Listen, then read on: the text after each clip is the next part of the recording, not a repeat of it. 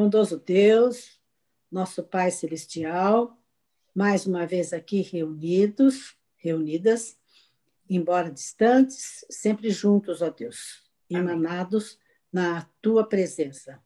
Queremos te agradecer por essa oportunidade tão maravilhosa que nos concede.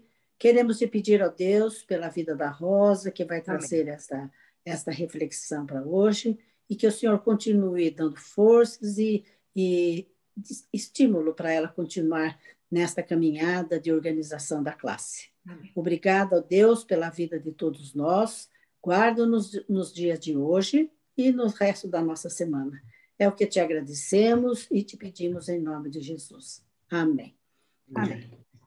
O tema da nossa revista, como um todo, né, é o tema da vida com Deus. Essa é a, vamos dizer assim, é a temática que a revista chama, né? É a vida com Deus.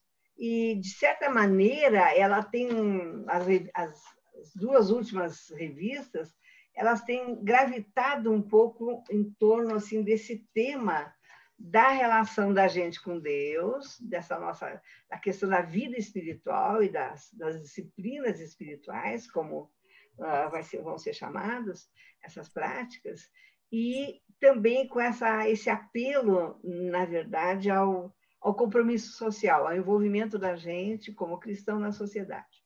Particularmente, eu acho que tem muito a ver com o momento que a gente está vivendo, né?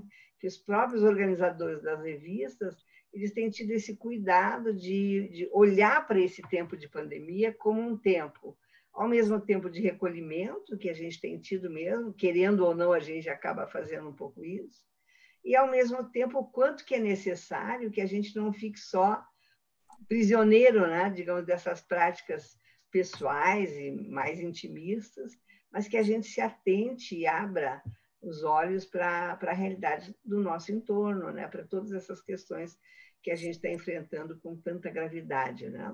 Não só as questões sociais, mas as questões políticas, as questões da gestão do próprio processo civil no Brasil e assim por diante. Então, eu acho que é um pouco por aí que se ancora, vamos dizer assim, a organização dos textos da revista atual. Como é que essa revista se apresenta para a gente? Só lembrando que essa apresentação muito simples que eu vou fazer agora, bem no início, só para a gente se situar, está escrita, posta no boletim do domingo passado, não sei quantos de vocês leram.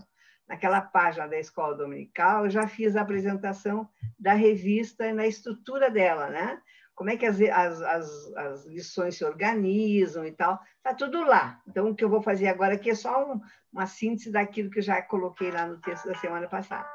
Então, como é que essa revista se estrutura e o que é mesmo que a gente vai trabalhar nesses próximos domingos, né? Durante todo esse semestre, que no fundo, agora, porque a gente está começando mais tarde, vai acabar se estendendo um pouco mais até provavelmente janeiro do ano que vem.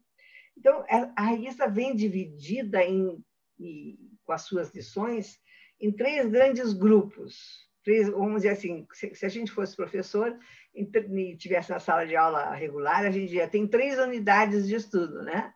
A primeira unidade vai explorar a ideia da vida com Deus. E nesse grupo de lições, que são 9 lições, a gente vai trabalhar muito a ideia de viver a graça no cultivo da espiritualidade pessoal.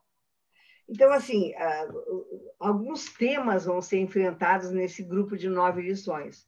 O primeiro deles são os meios de graça, as doutrinas, né, da graça, as disciplinas espirituais, a questão da humildade diante da experiência com Deus, a questão do culto em família e assim por diante. Então, são 9 lições aqui que nós vamos ter, enfrentando essa temática, cuja estrutura está voltada para a ideia de viver a graça como uma forma de cultivar a nossa espiritualidade pessoal. Depois nós vamos ter um grupo de 7 lições que vai trabalhar a vida em Deus, é assim a expressão que a revista vai usar para nós, né? E aí é a ideia de sentir a experiência da graça de Deus não é? Diante dos problemas do cotidiano, no enfrentamento das questões do cotidiano. E aí alguns temas muito interessantes vão ser trabalhados. Eu acho que eu saliento muito isso, porque é uma temática que raramente a igreja enfrenta. Mas, por exemplo, a questão do nascer e do morrer, a questão de quanto que é necessário, às vezes, parar para depois poder continuar. Quantos de nós, né, enfrentamos essa luta? Ai, estou desgastada, preciso parar para me reabastecer para seguir adiante. Então, há uma temática desse tipo. Né? A questão da experiência de Elias, por exemplo, né, baseada na ideia de que no desespero a gente encontra esperança. Não é? A questão do luto. Então, são 7 lições muito interessantes que vão enfrentar essa temática. Eu acho que é muito legal a gente salientar isso, porque nem sempre a igreja olha para essas questões, né? A questão do luto, a questão da perda, a questão da morte, a questão da desesperança, da angústia, por tabela da depressão, do sofrimento. Então, nem sempre a igreja olha com olhos interessantes sobre isso. Então, eu chamo muita atenção, porque eu acho que aqui nós temos isso com bastante clareza nesse semestre. E a terceira unidade, a revista chama de Vida para Deus. E são mais 7 lições, né? E aí, 7 lições que vão enfrentar a ideia do anúncio da graça de Deus, nos fortalecendo, para que a gente possa cumprir a missão e o compromisso social da gente na inserção na sociedade. Então, assim, como que essa graça que alimenta a nossa espiritualidade lá no primeiro bloco, que depois alimenta nosso enfrentamento com os problemas pessoais, também é a mesma graça também é a mesma espiritualidade que nos ajuda nos fortalece para o cumprimento da missão e o cumprimento do nosso compromisso em sociedade. Então, um pouco isso, assim, faz parte desse todo que a gente tem que olhar, né, eu vou desligar aqui meu telefone que está dando sinal. Só um pouquinho, gente.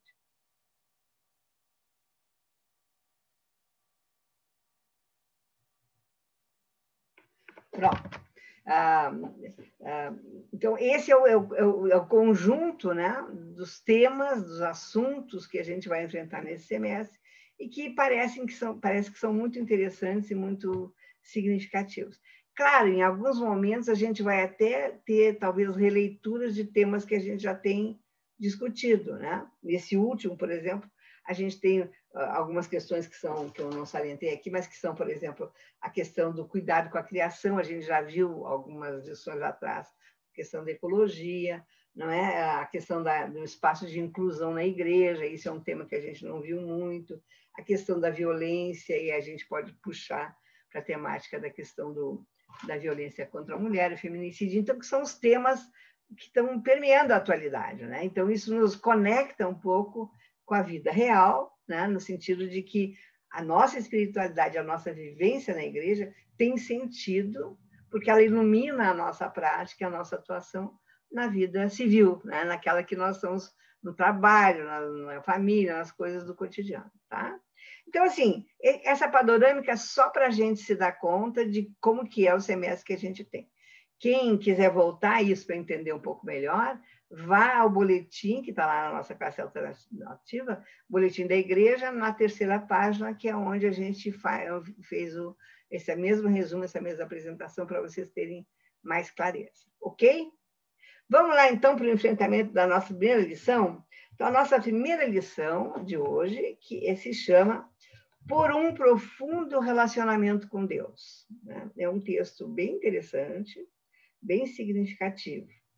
E nessa lição, a gente olha para 2 questões que são importantes.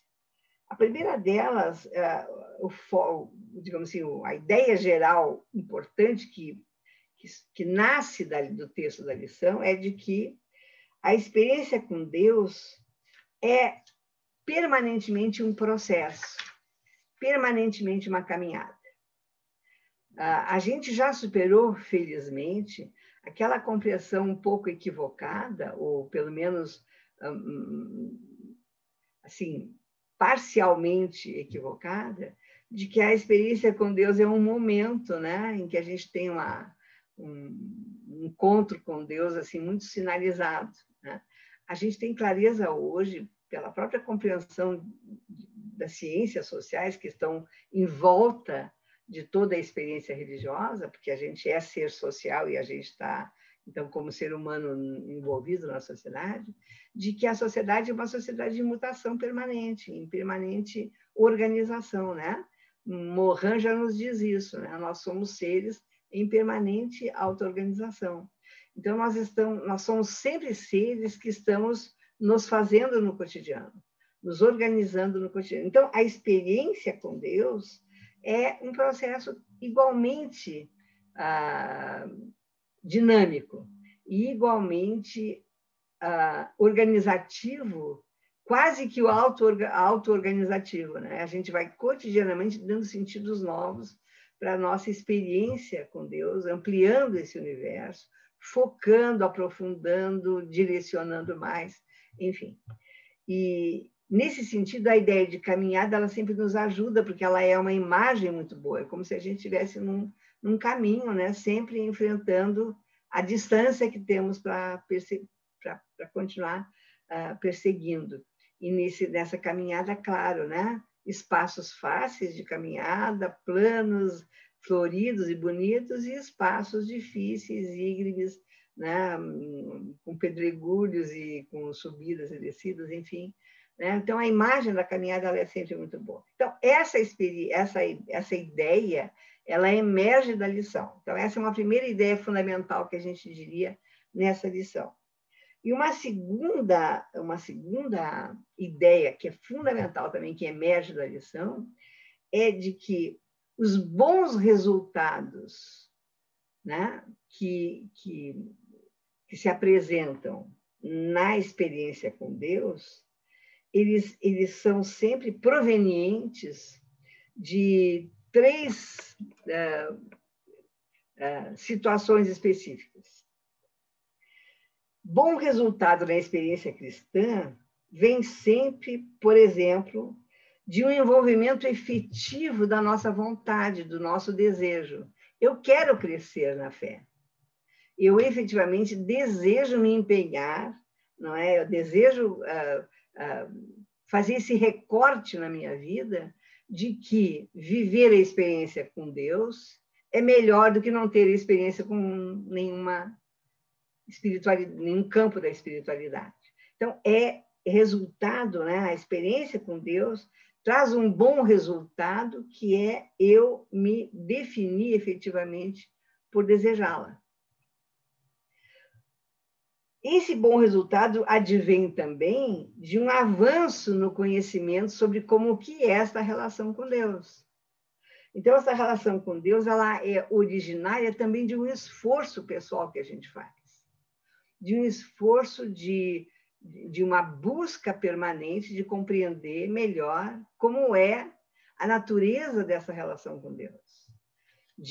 No nosso caso aqui, que somos cristãos, de um conhecimento aprofundado do texto bíblico, de um esforço profundo, né, de oração, de uma vida de procura por compreender melhor, sempre mais e sempre melhor, como que são as exigências, vamos dizer, deste relacionamento com Deus.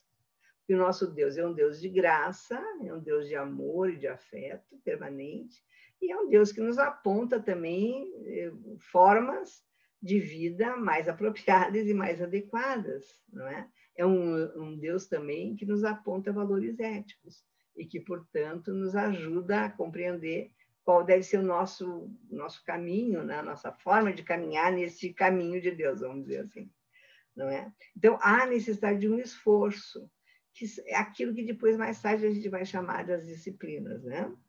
E por último, essa experiência com Deus é bem-sucedida porque ela busca uma verdadeira vida espiritual com integridade, com inteireza. Então, não é assim, eu sou boa cristã, tem uma vida espiritual profunda para dentro da igreja, né? Onde as coisas, entre aspas, são mais fáceis. Mas eu também preciso ter essa mesma integridade, essa mesma inteireza no para fora da minha vida. Se a gente quiser pensar nessa dualidade, né? Igreja e mundo. É ruim, mas, enfim, didaticamente ajuda a gente a compreender um pouco como que a gente funciona na prática cotidiana da nossa vida. Então, nesse sentido, então, só para a gente entender, as duas ideias fortes que emergem da lição são essas. É uma experiência com Deus, é um processo e uma caminhada, é permanente, é dinâmico, tem altos e baixos, tem dificuldades e facilidades, como tudo na vida, não é? E os bons resultados dessa caminhada, eles se originam de uma efetiva vontade de ter essa experiência, de um efetivo esforço para me aprimorar melhor, para conhecer mais e, portanto, por me aproximar mais daquilo que é o convite, vamos dizer assim, a proposta de Deus para a minha vida. E ela é também, o bom resultado vem efetivamente desse esforço por uma vida espiritual que seja inteira, que seja íntegra, que me pegue todo, que me pegue a mim como um todo e que faça com que tudo que eu faço tenha inteireza, para dentro e para fora, vamos dizer assim, para a gente brincar com essa noção. Tá claro isso, gente? Qual é a terceira grande ideia do texto? E aqui a gente vai se deter um pouquinho mais. É o estudo do texto bíblico selecionado, né? O Antigo Testamento é sempre uma área dentro da Bíblia mais difícil da gente compreender. Primeiro porque é mais afastada, mais longínqua, fala uma linguagem muito diferente da nossa, está muito longe daquilo que é o nosso real. Se o Novo Testamento, né, na sua linguagem, já é, muitas vezes, nos seus conceitos difícil da gente compreender, o Antigo Testamento muito mais ainda, né? E, então, assim, a seleção do texto para a aula de hoje, sendo do Antigo Testamento, primeiro, sendo de um profeta, mais difícil ainda, né? O profetismo é uma área dentro do estudo do Antigo Testamento, rica, ampla e muito profunda. Eu não sou especialista nem em Antigo Testamento, nem em profetismo, né? Então, assim, é um texto do profeta Ezequiel, e ele tem uma densidade que nos chama a atenção. Então, a terceira ideia lá, das três grandes ideias fundamentais que aparecem no texto, é o uso desse texto de Ezequiel para a gente iluminar o estudo de hoje. Ok? Bom, o que o texto de Ezequiel vai dizer para a gente, né? Ele vai dizer para a gente... Você quer que projete o texto aqui? Não, mas mais tarde. Eu primeiro quero falar sobre ele, mais tarde a gente vai ler, tá? Então, só para a gente se dar conta qual que é o nosso transfundo desse texto, né? O Edivaldo gosta muito de usar essa palavra, transfundo. E qual que é mesmo esse contexto, esse entorno, né, do texto de Ezequiel? Não vou, como eu já disse para vocês, assim, avançar em demasia nisso, mas algumas coisas são importantes para a gente saber. Antes, porém, eu queria dizer o seguinte, né? Formalmente, a lição diz para nós que o objetivo, né, da nossa lição de hoje é dialogar sobre o perigo da superficialidade espiritual. Então, a lição vai toda na linha assim, da densidade da vida espiritual. E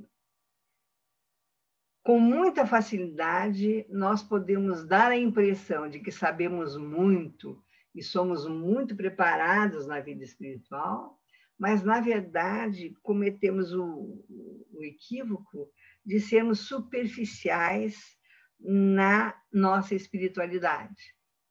Então, não é à toa que o objetivo da lição é nos chamar a atenção para o quanto que nós precisamos ter profundidade naquilo que a gente chama de vida espiritual. E o segundo objetivo é apresentar o convite de Deus para o aprofundamento do relacionamento com Ele. E aqui, assim, mas eu sei que eu tenho que orar, que eu tenho que jejuar, que eu tenho que ter minha mãe devocional, que eu tenho... Enfim, a gente que é mais velha na igreja e tem mais tempo na igreja, de certa forma a gente acha sempre que a gente entende um pouco como é que é esse relacionamento com Deus. E nesse sentido, é que eu chamo a atenção para o texto de Ezequiel, que ele é muito interessante. É um profeta muito rico e ele nos dá um caminho muito interessante para essa questão do relacionamento. Ok? Voltamos lá para o texto de Ezequiel, então, que nós vamos ler na sequência. Mas antes de ler, então é preciso que a gente tenha bem claro assim, ó, entre os profetas, que são muitos, né, no Antigo Testamento, nós vamos encontrar o livro de Ezequiel, que é um livro considerado pelos estudiosos um livro muito organizado. O que é um livro organizado? É um livro que, quando se lê o livro na sua totalidade, se percebe nele os vários momentos em que, na literatura, né, no texto escrito, o autor vai deixando claro qual é o seu recado. E a maioria dos autores estudiosos, né, do livro de Ezequiel vai dizer que o livro de Ezequiel está dividido em 4 grandes partes, só para a gente entender. Isso não é assim relevante para o nosso dia a dia, mas só para a gente entender quem é o Ezequiel, né? Então, ele diz assim, que do capítulo 1 ao capítulo 3, o profeta faz uma introdução, né? Ele meio que deixa claro a missão que Deus dá ao profeta. E ele assume, olha, eu estou falando em nome de Deus por causa disso, isso, daquilo. E ele, nós vamos ver depois, aqueles que quiserem depois ler o texto, o livro inteiro de Ezequiel, nós vamos ver que Ezequiel é um autor, um profeta, considerado visionário, que tem visões. Nem todos os profetas têm visões e nem todos dão ênfase nas diversas visões. As visões são aqueles sonhos, aquelas, né, visualizações. Eu estava parado num monte tal e vi Deus dizendo isso, vi Deus dizendo aquilo. Isso é um pouco comum na literatura profética. Mas Ismael, embora tenha tido ao longo do texto inteiro apenas 4 grandes visões, ele é considerado um profeta que desenvolve essa perspectiva do visionarismo, como alguns estudiosos vão chamar. E alguns vão dizer, inclusive, que ele é o precursor daquilo que mais tarde vai se chamar linguagem apocalíptica, né? Que João vai fazer no Apocalipse e em outros textos da Bíblia. Só para a gente entender. Do capítulo 4 ao 24, ele vai se dedicar a censurar os israelitas pela postura que eles têm antes do cerco a Jerusalém. Porque Ezequiel vive no tempo da dispersão na Babilônia. Então, ele é um profeta dos abandonados, né? Daqueles que foram subjugados e estão sob o poder da Babilônia. Então, ele é um pouco de um profeta de consolação, né? Ele precisa manter o povo firme. Tá? E do capítulo 25 ao 32, ele vai ampliar, né, essa censura e vai apresentar oráculos, chamamentos, aos outros povos, às outras nações que foram cúmplices de Israel, que viveram também subjugados e que abandonaram nessa dispersão, elas abandonaram Deus e todas as práticas religiosas que eles já conheciam, né? E aí, depois do capítulo 4 ao 48, que é onde está colocado o texto que nós vamos trabalhar hoje, que é o capítulo 47, ele vai usar essa parte toda para dizer o seguinte, que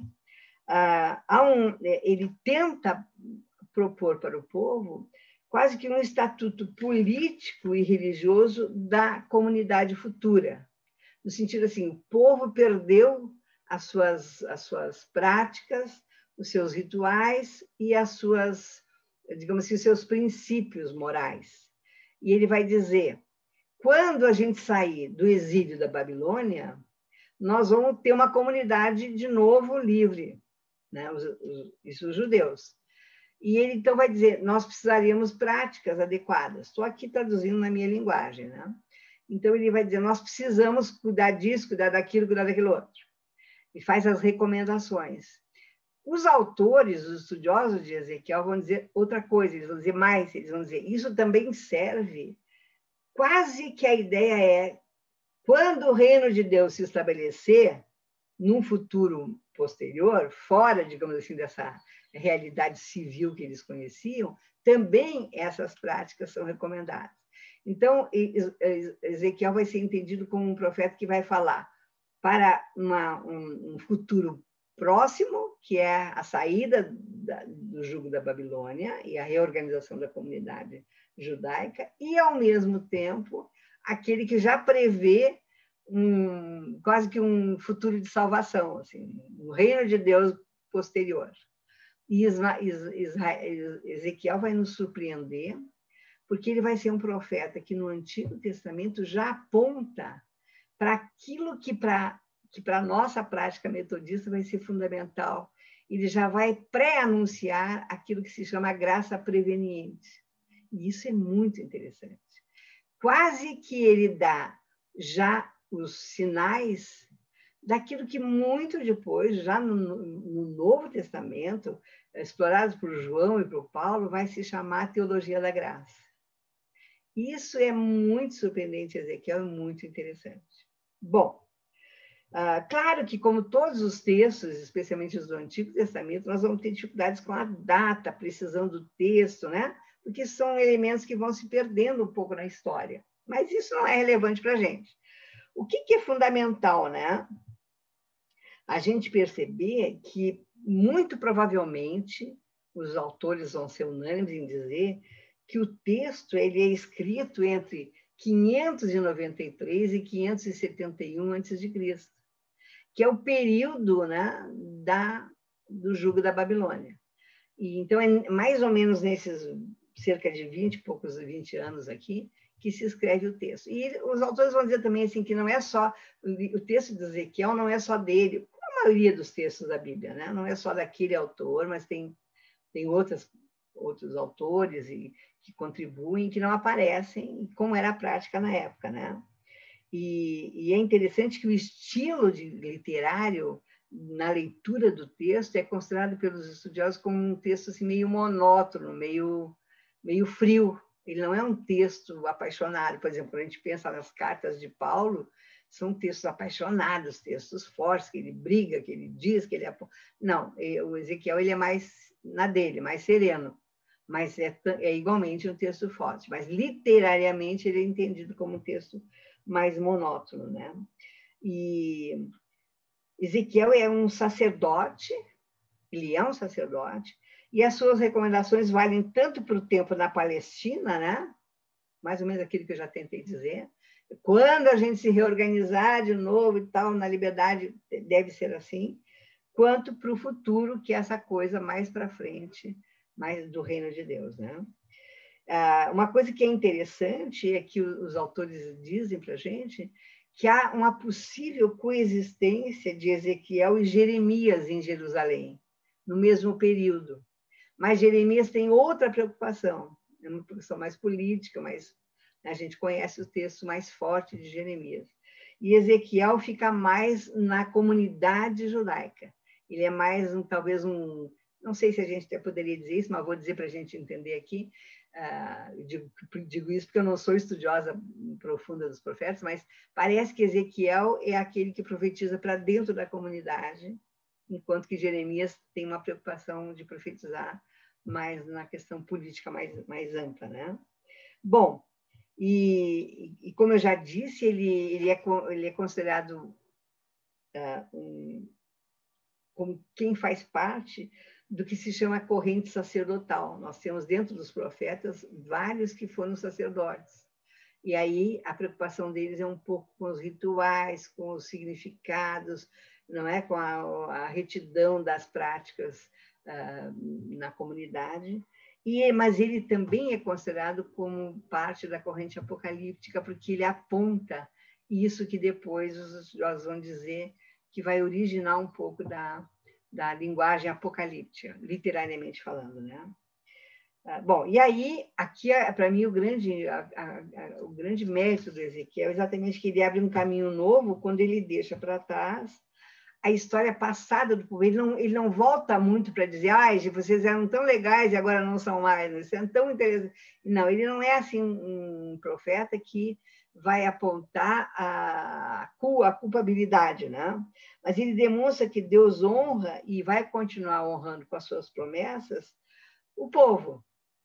A diferença é que ele consegue perceber, e aqui está a questão da graça prevenente e a teologia da graça, ele consegue perceber que Deus não cuida do povo por causa do mérito do povo, porque o povo é bonzinho, então Deus cuida dele. Mas Deus cuida porque ele é um Deus de bondade, porque ele é Deus bom. É a benevolência de Deus que garante o cuidado com o povo. E ele chama atenção para isso. Né? Veja que isso, para texto de Antigo Testamento, é uma concepção muito avançada, porque nós vamos ter no Antigo Testamento mais uma lógica de cobrança, né? de atitude ética do povo, e que Deus não vai necessariamente abençoar aqueles que não andarem nos seus caminhos. Isso é um pouco a lógica do Antigo Testamento. Mas Ezequiel já vai rompendo com isso e apontando, né, que as promessas de Deus se mantêm, e se mantêm pela bondade de Deus, porque esse Deus que nós servimos é um Deus bom. Isso é muito interessante, né? E ele fala, então, de uma doutrina, né, já anuncia uma espécie de graça preveniente, e que Ezequiel está quando ele aponta para isso, que a bênção de Deus, a bondade de Deus independe da ação do homem, ele dá um salto de qualidade na compreensão da natureza de Deus. Que o Deus da bondade, o Deus da graça, é o Deus apresentado no Novo Testamento. Um Deus que já não pede o sacrifício, né? Mas que já vem na gratuidade da sua experiência de graça. Então, isso é muito rico em Ezequiel. E veja que é 500 antes de Cristo. Veja que interessante isso, né? Ele meio que vai rompendo e já pré-anunciando a experiência do Novo Testamento, né? Bom, um pouco isso que eu queria dizer sobre o livro, Luciana, antes da gente fazer a leitura desse texto, que tem 12 versículos aí, e que seria muito legal se a gente conseguisse ler olhando muito bem para o texto a partir de um pouco dessas coisas que eu fui dizendo para vocês. Pode ser? Eu vou pedir que alguém leia para nós. Será que entre o Luiz e o Edivaldo vocês podiam se dividir? O texto é meio longo. Luiz, não sei se o Luiz está aí. Está aí, Luiz? O Luiz podia ler a metade e o Edivaldo a outra metade, quem sabe? Mas eu estou no celular, Rosa. Está complicado então deixa. para eu Então o ler. Edivaldo lê para nós, tá? Tudo bem, obrigada, Luiz.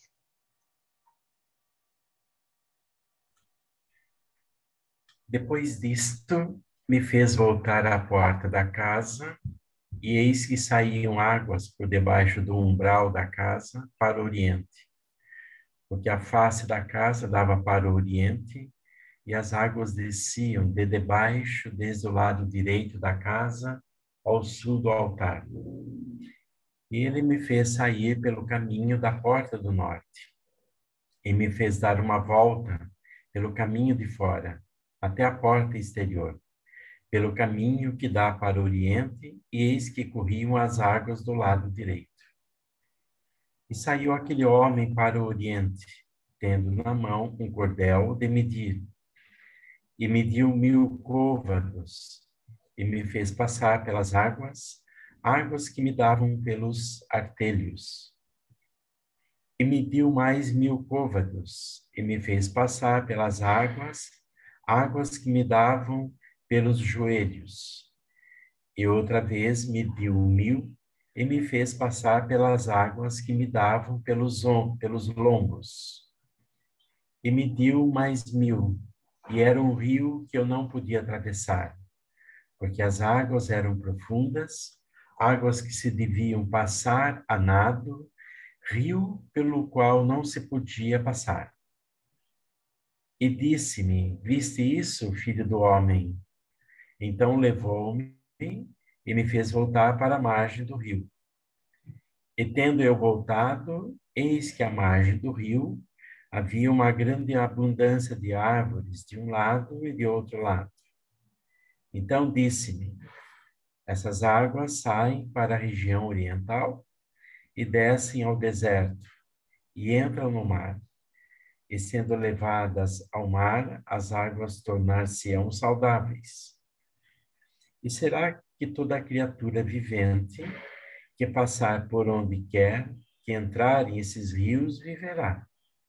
E haverá muitíssimo peixe, porque lá chegarão essas águas e serão saudáveis, e viverá tudo por onde quer que entrar este rio. Será também que os pecadores estarão em pé junto dele, desde em Gede até em Eglaim, haverá lugar para estender as redes. O seu peixe, segundo a sua espécie, será como o peixe do mar grande, em multidão excessiva. Mas os seus charcos e os seus pântanos não tornar-se-ão saudáveis, serão deixados para sal. E junto ao rio, à sua margem, de um e de outro lado, nascerá toda sorte de árvore, que dá fruto para se comer. Não cairá a sua folha, nem acabará o seu fruto. Nos seus meses produzirá novos frutos, porque as suas águas saem do santuário. E o seu fruto servirá de comida, e a sua folha de remédio. Assim diz o Senhor Deus: esse será o termo conforme o qual repartireis a terra em herança, segundo as 12 tribos de Israel. José terá 2 partes. Obrigada, Edivaldo. Eu achei esse texto muito lindo. E ele é mais uma visão, né? Mais uma das visões que Ezequiel vai relatando no livro. Bom, parece assim, fora do contexto, e o texto do Antigo Testamento é um pouco isso mesmo, lido sozinho, ele fica meio quebrado, né? Mas a ideia é a realidade, né, do exílio, da destruição e da tentativa de reconstrução. Esse aqui é o eixo da mensagem de Ezequiel. Ezequiel relata, né, a tristeza do exílio, a destruição do templo e, portanto, das coisas que mantinham externamente a fé dos judeus, e ele vai apontar para a possibilidade de reconstrução dessa realidade. O tempo é um tempo de pandemia, vamos pensar assim, né? É um tempo de desestruturação de tudo aquilo que era organizado na vida deles. E então se faz necessário apontar para um depois que seja interessante, que seja melhor. E aí vem toda a importância que Ezequiel vai dar para a volta ao templo, essa coisa estruturada da religião judaica, que no tempo da Babilônia não consegue se manter do jeito que é, porque não tem o templo, né? O judeu sem o templo, ele não é na sua fé, porque o templo é fundamental, o templo é o pé na porta, né, da experiência religiosa. Então, ele vai demonstrar, usando a simbologia da água, ele vai demonstrar a importância de, no retorno, reconstruir. E, ao reconstruir, construir um novo culto.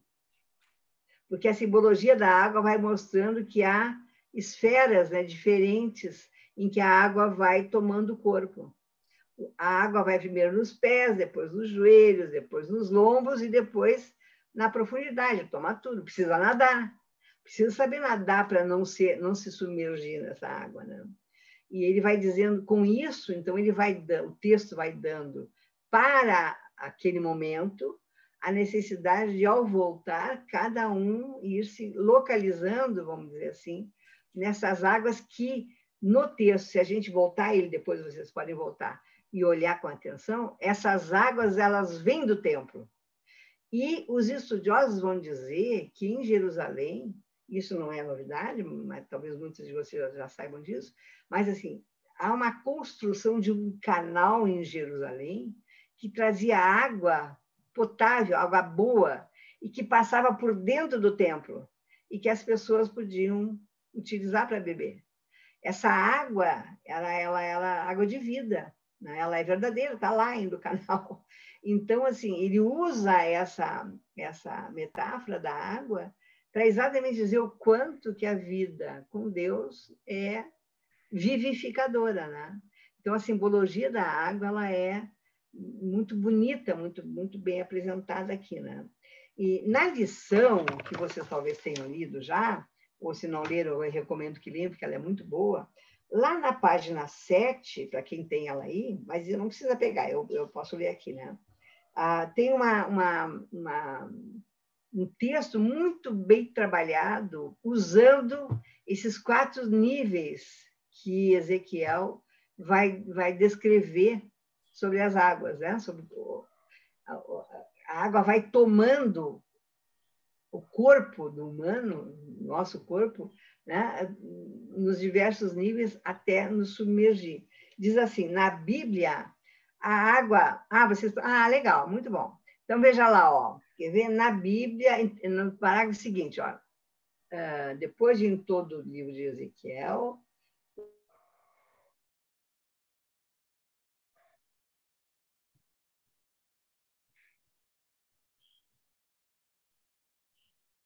Rosa, seu áudio fechou.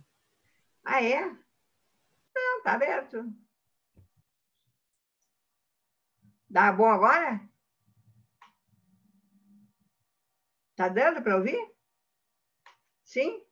Então, vamos lá. Na Bíblia, a água pode simbolizar o refrigério vindo de Deus e o anseio por ela representa a necessidade de Deus. Revela também a nova vida que surge da presença divina. Zacarias, por exemplo, Joel e tal. Em uma sociedade rodeada de desertos como aquela em que eles viviam, a água se converte em símbolo de vida. Na visão de Ezequiel sobre a casa de Deus, plena, sobre a água de Deus, as águas que fluíam de debaixo do limiar representavam as bênçãos que Javé derramará sobre o seu povo. Ezequiel descreve um rio que sai do templo, passa pela cidade e possui águas restauradoras. Este rio é medido por etapas até atingir tamanha profundidade que a pessoa só poderia atravessar a nado. As águas que saem do santuário, habitação do Deus da vida, gera vida por onde passa, desfazendo os sinais de morte e destruição, tornando saudáveis até as águas do Mar Morto, que eram os alobras. A imagem é de reconstrução e restauração do paraíso, né? E aí ele cita Gênesis, Isaías, tal. Então, assim, veja, quando Ezequiel usa essa metáfora da água, ele está mostrando para a gente que na restauração, que acontece no templo para ser fiel ao judaísmo, ele precisa dizer isso, ele é um judeu, ele está ali envolvido, né, na lógica do Antigo Testamento. Então, ele diz a resposta, a vida restaurada, ela vem do templo. Nós precisamos reconstruir o templo e reconstruir as nossas práticas no templo. Não é só o templo externo, é como que nós vivemos dentro do templo, né? A nossa vida precisa ser restaurada com a restauração do templo. E é preciso olhar, porque as águas que saem do templo, elas correm para além do templo. Eu acho que aqui tem uma metáfora linda, eu acho que é muito bonita essa metáfora.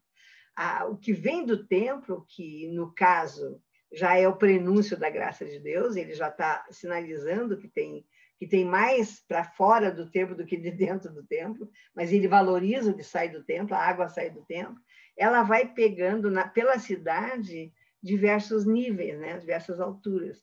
E dentro dessa, e cada um de nós que está nessa caminhada, vamos dizer assim, que entra nas águas desse rio, pega essa água em momentos diferentes, em momentos... Só os pés, então a gente está mal se aproximando, Só os joelhos, a gente ainda se aproxima um pouquinho, mas a gente garante a estabilidade. Depois, nos lombos, já fica um pouco mais complicado. E quando pega a totalidade, a gente é o profundo, né, da relação com Deus. É mais assim, mais ou menos, tornozelos ligeiro, aproximação, e ombros é esse compromisso, já se percebe esse compromisso com a vida que Deus propõe, e depois as águas profundas, na verdade, essa entrega absoluta, né? E que é uma coisa que os judeus não entendem muito. No judaísmo, não tem muito essa coisa do me entrego total. É mais essa coisa do eu faço aquilo que Deus me mandou fazer, mas eu me mantenho dono de mim. É no Novo Testamento que nós vamos ter essa busca por uma entrega absoluta e essa dependência da vida com Deus. Então, Ezequiel ele acaba sendo um profeta importante. Eu fiquei muito feliz de me debruçar um pouco mais sobre Ezequiel, porque eu peguei essa coisa da teologia da graça, que eu acho que ela é absolutamente fundamental. Né?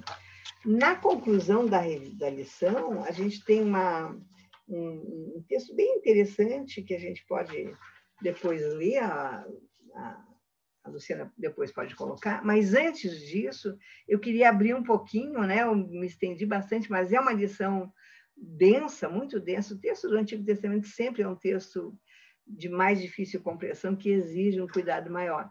Mas a gente ainda está dentro do horário, falta 5:50, dá para a gente bater uma bola aqui e sentir um pouco mais, né? Não sei quantos de vocês tinham lido a lição já, e aí podem fazer complementações, ou quem não leu e se sentiu meio provocado pode dizer alguma coisa, tá? Vamos abrir os microfones, todo mundo?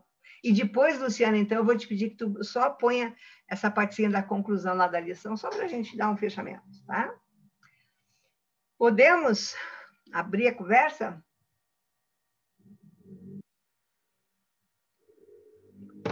Ninguém quer conversar comigo, eu estou triste.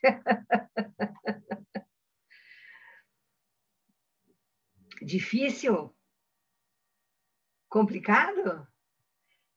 Só para a gente voltar, assim, a ideia da lição é a ideia de que nós temos que ter um profundo relacionamento com Deus.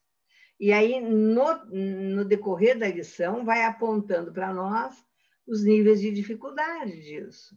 O texto de Ezequiel vai pegar no coração disso. Ele vai dizer, olha, as águas estão aí, disponíveis. Estão saindo do templo e é para vocês tomarem banho, se refrescarem e se abastecerem. Já como eu acabei fazendo, agora estava com sede, tomei uma água boa. Não é? Agora, a gente tem a chance de entrar no contato com essa água em níveis diferentes. Mas lembra que, quando nós falamos no início, né, que os bons resultados da experiência com Deus, eles dependem de um desejo nosso de querer, um esforço que a gente faz para se aproximar de Deus e essa busca verdadeira pela integridade da vida com Deus. Essa integridade, entenda-se a profundidade das águas. Um pouco essa é a coisa, né? Não sei se eu fui clara.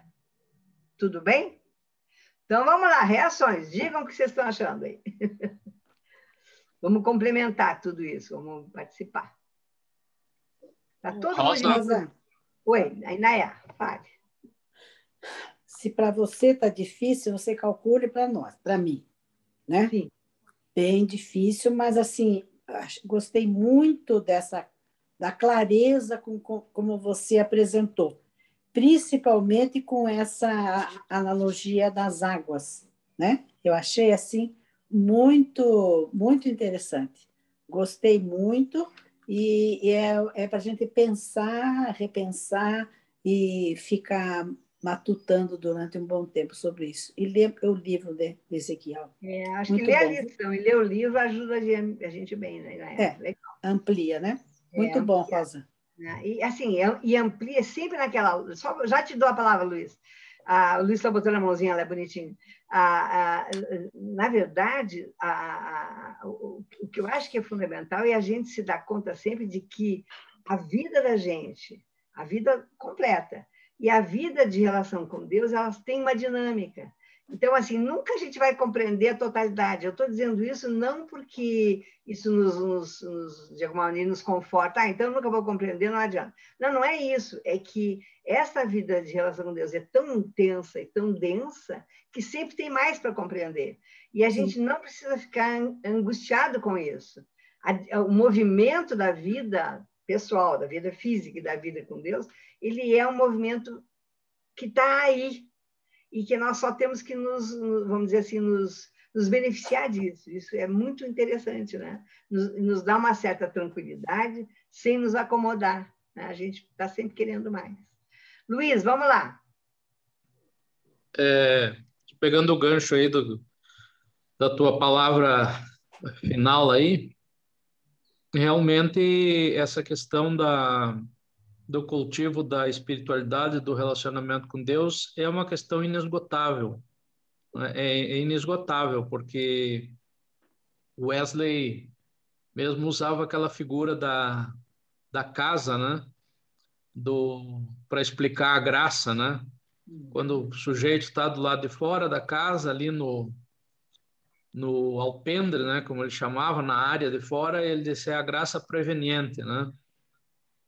Quando o sujeito decide, então, bater na porta e entrar na porta da casa, é a graça justificadora.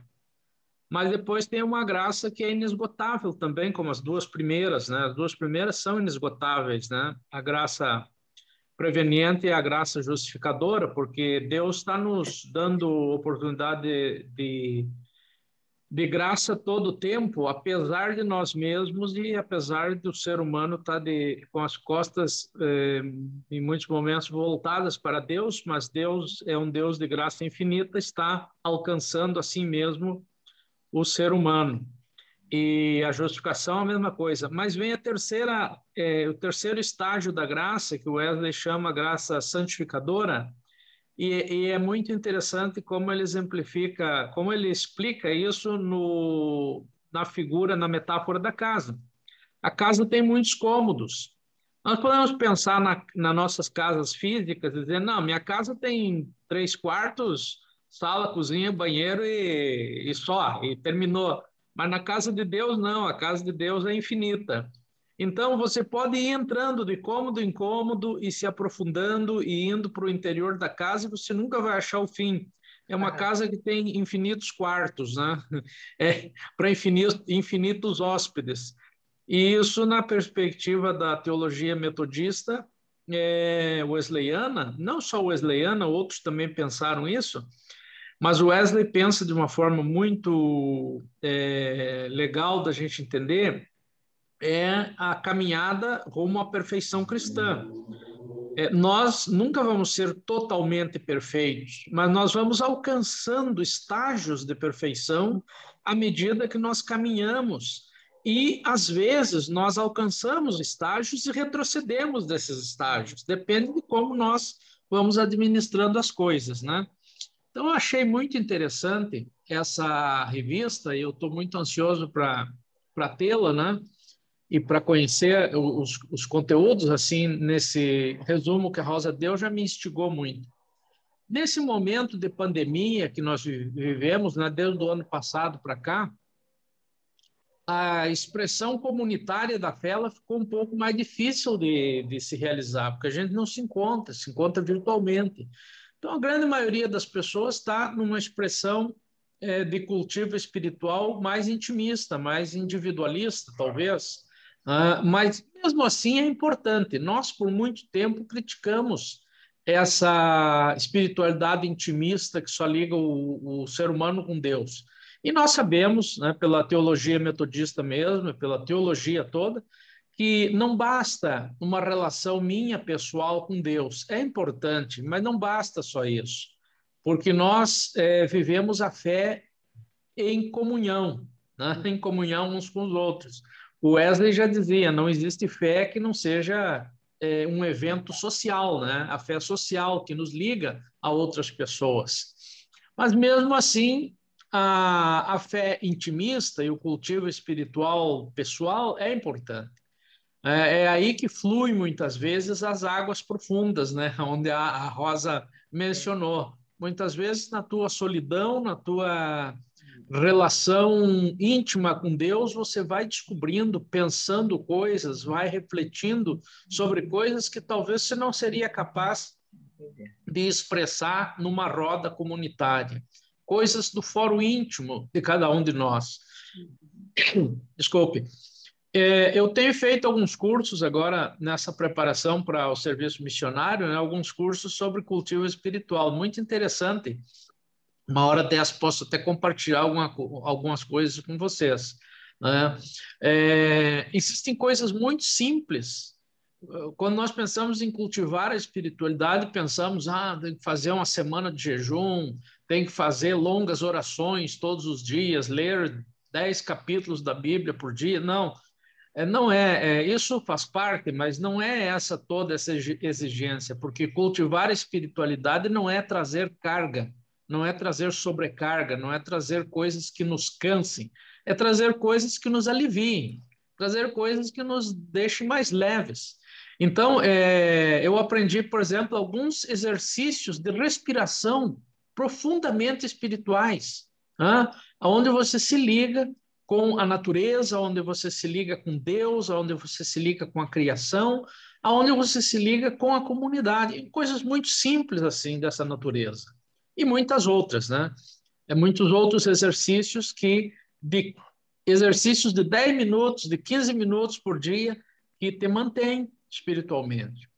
Bom, para não me alongar muito, eu queria dizer que gostei muito, estive aí com o vídeo fechado, não estou em casa hoje, estou cuidando da casa do Pedro aqui, dos cachorros, né? Estou eu e 3 cachorros aqui, que ele precisou viajar, e então estive acompanhando mais pelo celular aqui a nossa lição. E muito obrigado aí pela exposição da Rosa. Linda metáfora da água também, do canal de água que passa pelo templo. Tá bom, legal isso, que bom. Tá bom, vamos lá, o que mais que nós temos para falar aí? Olha, acho que não fui muito bem sucedido hoje, ninguém quer falar, todo mundo fala assim. Estou reclamando. Vamos lá, Lu, depois Edivaldo. Não, eu queria dizer também que foi muito boa a sua reflexão, Rosa, a sua exposição, né? Foi ótima. É um texto denso mesmo, né? Peraí, deixa eu pegar aqui. Acho que tá ouvindo? Estão ouvindo bem? Tá mais longe, tá mais... E agora, melhorou? Agora melhora. Mas o que eu queria ressaltar é que como Deus, ele vai dando oportunidades para a gente fazer essa conexão com ele, né? Realmente é um exercício diário, é um exercício, mas como é importante que ele vai nos mostrando e vai dando oportunidades para a gente ir se aprofundando, né?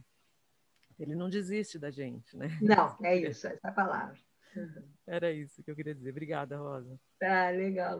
Eu acho que essa palavra da Luciana é perfeita, né? Nosso Deus é um Deus da não desistência, né? Ele não desiste. Ele está sempre ali. É um pai amoroso mesmo, né? É assim, a melhor idealização de alguém que compreende. Isso é muito legal.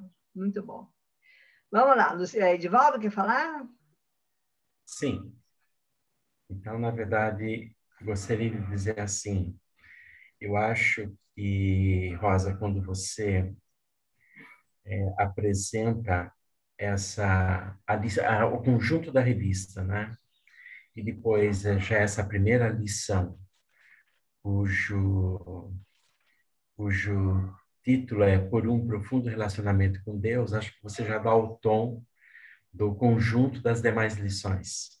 Talvez essa dimensão, né, de fazer a experiência de Deus, né, e da maneira como você desenvolve na exposição dessa primeira lição, você já dá assim a chave e a direção para a gente poder entender o conjunto da revista. Acho que esse é um primeiro ponto. Acho que o segundo é quando você traz a ideia de processo, né, do relacionamento enquanto um processo, que supõe, então, a vontade, o empenho, o desejo. Portanto, essa experiência é sempre uma experiência inteira, nunca é pela metade, né? Não dá para a gente fazer a experiência de Deus pela metade. Ou a gente se lança, né? Ou seja, ou a gente entra na água, né, e se molha por inteiro, ou não dá para fazer experiência, né? Então, acho que essa ideia ela é chave. E aí você linka essa dinâmica da experiência de Deus com aquilo que hoje é o resultado das ciências sociais, né? Ou seja, as ciências sociais já reconhecem a dimensão dinâmica da vida humana, da sociedade, das instituições, etc. Eu acho que esse é um outro aspecto que eu gostaria de sinalizar. E aí, você faz, assim, uma bela exegese sobre o livro de Ezequiel. Você faz uma boa contextualização, né? Na verdade, a gente pode tomar a ideia de que essa experiência com Deus, em Deus e para Deus, que a revista vai desenhar ao longo desses encontros, ela é uma experiência que passa pela experiência que os profetas fizeram de Deus. Se a gente pega cada um dos profetas, cada um tem uma experiência muito singular, né? E Ezequiel, você traz traços aqui, né? Ele é um sacerdote, ele está, portanto, na corrente sacerdotal. A linguagem do texto é uma linguagem apocalíptica, o anúncio, portanto, da graça, e aí você linka com a tradição wesleyana. E aí eu estava vendo aqui no texto que eu tenho, que é a Bíblia de Jerusalém, o capítulo 47, ele sinaliza que essa passagem que nós meditamos hoje já está, ela é retomada no livro do Apocalipse, né? No sentido que a Rosa já anuncia que é uma linguagem apocalíptica já presente em Ezequiel. Então, acho que valeria a pena aqui deixar essa passagem do Apocalipse ecoar com essa exposição que a Rosa fez. O texto diz assim, capítulo 22 de Apocalipse. Acho que valeria a pena depois ler o capítulo 22 de Apocalipse com o 47 de Ezequiel. Eu só vou ler um pedacinho porque é muito bonito. Eu acho que aí a ideia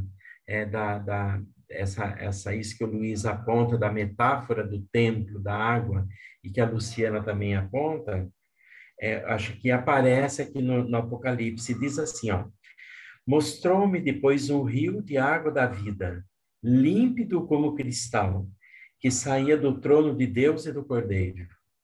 Veja, quer dizer, agora a fonte é o Cordeiro, né?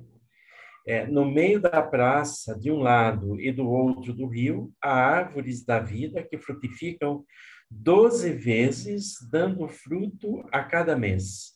E suas folhas servem para curar as nações. Então, aqui uma relação às 12 tribos de Israel, aos 12 apóstolos, que significa sempre a ideia de totalidade. Depois, aí, o que vem na frente, que é mais interessante, assim, ó.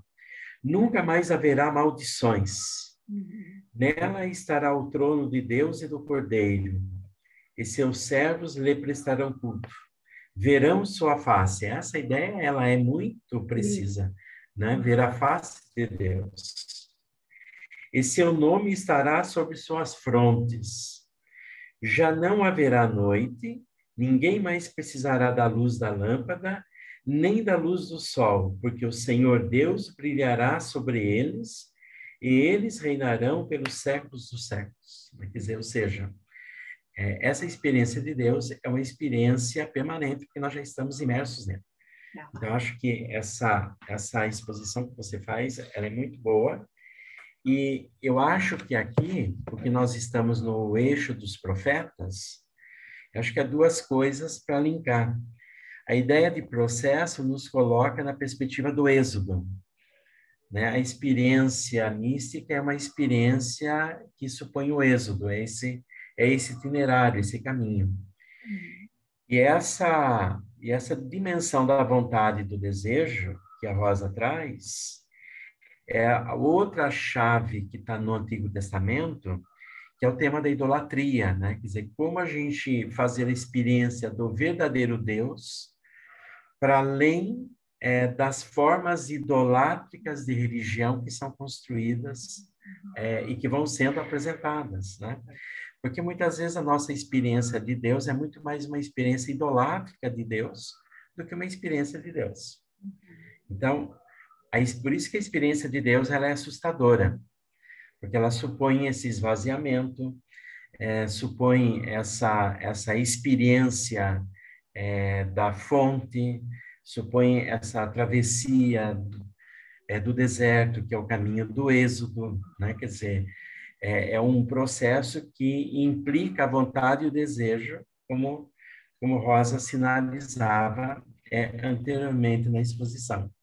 Então, eu gostaria, assim, de reconhecer a beleza dessa primeira lição, porque eu acho que ela dá o tom do conjunto de outras tantas lições que virão pela frente. Mas, assim, para a gente poder entender que talvez a perspectiva profética atravesse essa revista, né? E aí seja, então, um convite para a gente pegar os textos dos profetas nessa perspectiva que a Rosa apresentou. Quer dizer, uma bela exegese no sentido de localizar qual é a problemática, né, desse livro e da experiência da fonte, e que passa pela experiência do templo, né? Quer dizer, o templo, na perspectiva sacerdotal, é um lugar decisivo na experiência religiosa, na experiência mística, né? Quer dizer, isso nos leva a Lucas, né? Porque Lucas, toda a história lucana, ela se desenvolve no horizonte do templo de Jerusalém. É ali que se dá toda a trama, né? Da paixão, da morte, da ressurreição de Jesus.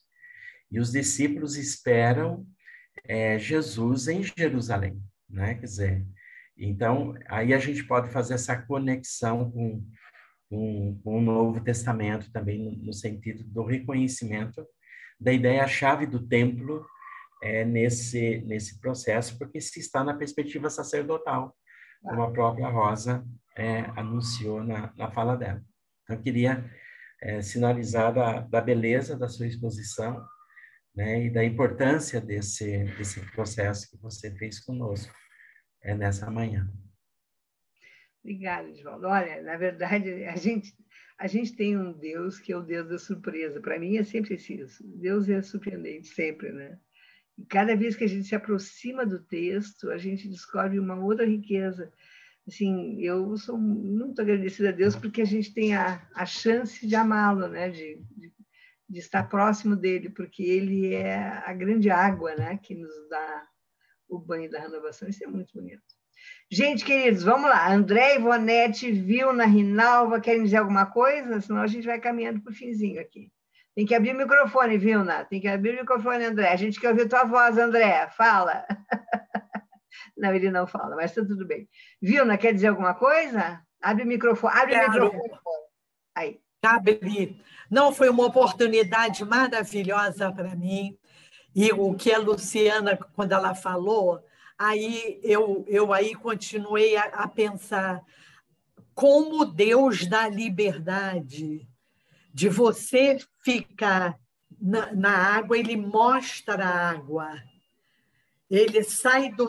A água sai do templo. E você que tem opção, ele te dá a opção de você molhar o calcanhar e ser calcanhar a vida toda. Você que vai escolher que a água suba para o seu joelho, para o seu peito, e que você se envolva totalmente, não é? Então, é um novo renascimento, não é? Agora, opcional, aquilo que você falou, Rosa, que é demais. Quer dizer, o desejo de cada um. É o desejo do seu momento. Agora, por exemplo, na vida a gente tem desejos em vários momentos, não é? Então, eu acho que com a pandemia, muita gente está com a água no ombro, muita gente ficou com a água no calcanhar, não subiu nem um pouco, entendeu? Estão lá e estão satisfeitos assim mesmo. A opção é nossa.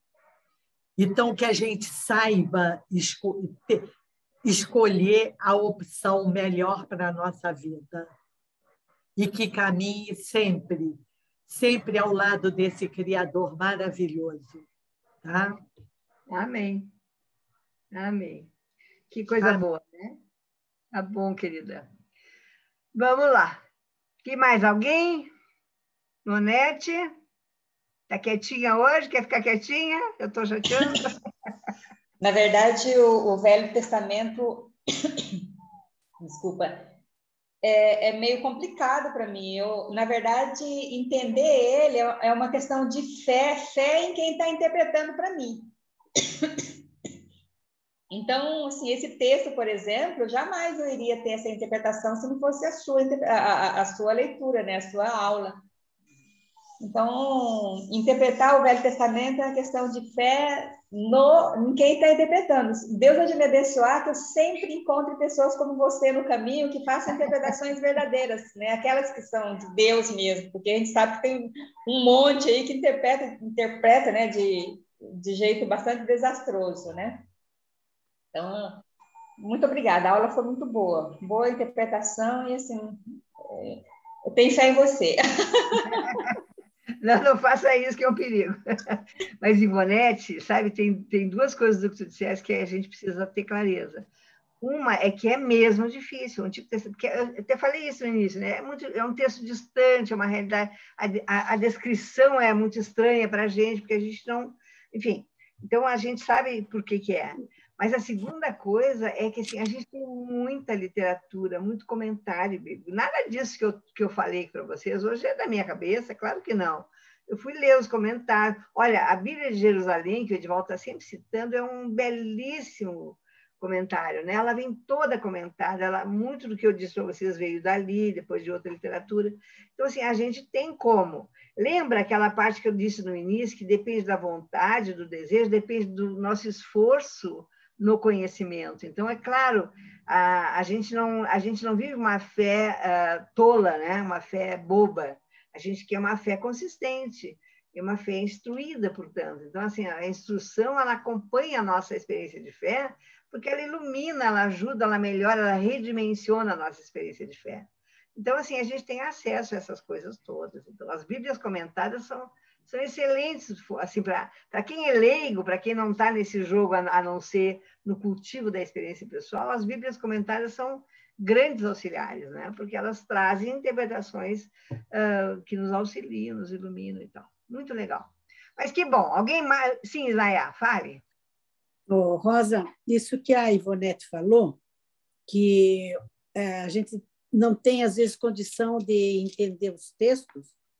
E outro dia, a minha neta Helena falou assim, mas vó, eu falei que eu ia na aula da escola dominical, ela falou assim, mas vó, você ainda tem que ir na escola? Daí eu falei, Helena, é uma escola que a gente nunca deixa de aprender.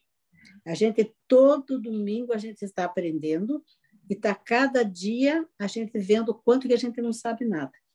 Então, foi assim uma aula muito boa, porque, como disse a Ivonete, se eu pegasse esse texto de Ezequiel aqui, eu não ia praticamente entender nada, a não ser o que está escrito só na letra, né? Então, essa profundidade, esse cuidado que os professores dessa classe têm de procurar explicar para a gente é de uma profundidade, de uma profundeza, de uma riqueza sem fim, tá?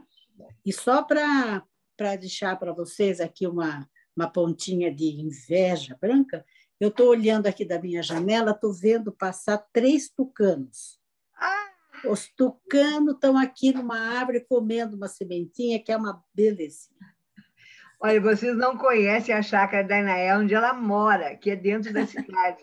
Então, é assim, ó, quando acabar essa bendita pandemia, quem mora no Rio, quem mora em Mato Grosso, quem mora não sei aonde, tá, nós vamos fazer, já uma festinha nessa casa para todo mundo conhecer. Estou esperando. E a Inaé tem assim, a chácara é grande, tem casas dentro da chácara onde moram os filhos e os netos. Então, assim, ela vive numa grande família, faz queijo em casa, faz pão. Agora não faço mais. Não faz nada. Agora me aposentei do queijo. Mas cozinha maravilhosamente bem. Então, a gente precisa organizar um espaço para a gente passar um dia. Tem piscina, a gente fica lá. Sim. E é tudo muito simples, não é nada sofisticado. Sim, então, sim. É muito gostoso. Então, ver os tucanos, então, é o máximo, né? Não, é o máximo. As crianças da igreja fazem acampamento lá. Então, sempre a gente organiza com os juvenis, com as crianças. E eles ficam nas barraquinhas e eles curtem um monte. As formiguinhas, bichinhos, coisinhas. É tudo muito legal. Queridos, 11h30 eu hoje bati o recorde. A ideia não era essa, mas, enfim, a nossa conversa estava muito gostosa. Eu agradeço muito vocês que estiveram aqui juntos. E acho que é bem isso que a Nayá disse com relação à netinha, né? A gente está sempre aprendendo. É uma escola que não termina. Eu sempre digo... a igreja metodista que eu conheci há 50 e tantos anos atrás, a qual eu aderi, o motivo principal da minha aderência sempre foi a escola dominical. Porque eu acho que a escola dominical é um espaço único. Pouquíssimas igrejas têm. E é um espaço de aprender, né? É um espaço de perguntar. A maioria das outras igrejas, a gente tem o culto, a prática, e não pode fazer as perguntas. Como eu sou um ser que estou sempre perguntando pelas coisas, eu acho que é inegável o valor da escola dominical. Por isso que a gente tem que brigar por ela, pela manutenção dela, pelo cuidado, pela produção das revistas, né? Que a gente tem as revistas boas que nos ajudam a... Porque a gente não precisa ficar na revista, né? A revista é quase um pretexto para a gente vai adiante, a gente caminha um pouco mais conforme a perna da gente oferece a possibilidade, né? O nosso fôlego, quem dá, somos nós mesmos, né? Então, queridos, eu quero agradecer a todo mundo, dizer mais uma vez que eu tenho ficado um pouco preocupada. Nós temos que pensar nos irmãos queridos que não têm estado conosco, nas razões, ligar, telefonar, não para que eles estejam conosco necessariamente, mas para cuidar deles, né? A gente precisa cuidar das pessoas. Então, a gente precisa fazer contato e tal para ver o que está acontecendo, porque nós já tivemos mais pessoas conosco aqui. Falem, Nayá. Então, falando nisso, eu liguei para a Esther anteontem, com a Esther, que também era aluna da classe, né? Muito interessada, e ela está bem, mas ela teve Covid. Ela ficou não foi assim uma coisa tão grave, mas depois, em consequência da Covid, ela teve uma paralisação das pernas. E ela teve que ficar internada 16 dias. Mas agora ela já saiu, ela está em casa e ela está bem. Então, eu gostei de falar com ela e então estou dando esse recado aí, que agora ela está bem, já se recuperou, está se recuperando ainda, mas está bem. E ela tinha me dito lá no começo da pandemia que o celular dela não comportava o aplicativo, por isso que ela não estava com a gente. Aliás, muitas pessoas me justificaram assim, né? A Leia, várias outras, é que o aplicativo não era muito pesado para o tipo de celular que ela tinha, porque nem todo mundo tem um celular potente, né? Então, daí não dá para fazer isso. Mas, de qualquer forma, legal seria a gente poder, ao ligar como tu fizesse, né? Lembrar que as lições estão no YouTube, que estão gravadas lá. Então, as pessoas, às vezes, podem ver com o celular de outra pessoa, com acesso, enfim. Né? A gente continuar cuidando, né, desses queridos, especialmente os mais velhos e tal, que quando a gente voltar, a gente quer ter essa turma toda conosco, né? Tá bom? Então, vou pedir que a Ivonete ore por nós e que a gente, então, tenha uma semana boa até a próxima, que é, na verdade, eu estou chamando a atenção aqui, que é, na verdade, o domingo de celebração dos 140 anos da igreja na cidade, na catedral, construção da nossa igreja, né? E está sendo programado um culto muito bonito, presencial, e quem quiser e puder ir, então vai estar lá e tal, enfim, vai ser muito legal. E também estão saindo textos nos jornais da cidade, né? Então, alguma coisa na Tribuna e alguma coisa parece que na Gazeta, que está saindo. São textos produzidos pelos próprios irmãos que vão aparecer lá falando da experiência desses 140 anos, tá bom? Então, vamos lá. A Ivonete ora por nós. Amado Deus, nós te louvamos, Senhor, por todas as bênçãos que o Senhor tem derramado sobre nossas vidas, por essa bênção de estarmos, ó Pai, juntos, compartilhando a Tua palavra e aprendendo de Ti, Senhor. Eu te agradeço, ó Deus, pelas pessoas que o Senhor tem usado para que possam nos explicar sobre a Tua palavra, Senhor. Ó Deus, muito obrigada, ó Deus. Te pedimos, Senhor, que o Senhor nos dê uma semana de paz, uma semana de saúde, de alegria, e que nós possamos, ó Pai, viver o Teu Evangelho, ó Deus, fazer a Tua vontade no meio do Seu, Senhor. É em nome de Jesus que eu oro, Pai. Amém. Amém. Amém. Uma boa semana, então, para todo mundo. Para vocês também. Tchau, tchau. Até mais. Até Tchau, mais. tchau. Tchau. Tchau, bom domingo. Fiquem bem. Igualmente.